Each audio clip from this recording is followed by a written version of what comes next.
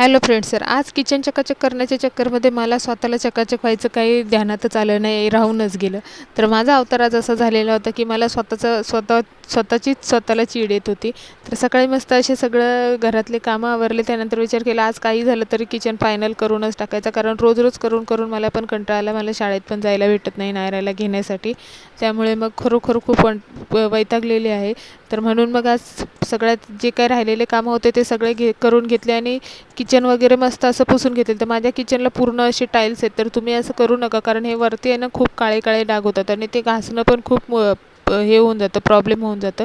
तर मस्त असं आहे बघा माझा अवतार कसा झालेला आहे. आणि खूप दिवस झाले डोळ्याला काजळ लावलं नाही, म्हणून मला स्वतःलाच याच्यामध्ये व्हिडिओमध्ये बघून असं वाटतं की मी आजारी आहे किंवा पेशंट आहे. तर जी राहिलेली होती फ्रीज वगैरे ते देखील आज मस्त असं स्वच्छ करून घेतलं. तर हे बघा फ्रीजमध्ये आमच्या असं सगळं भरलेलं असतं आणि मस्त असं मी त्याला पण नीटनेटकं करून पूर्ण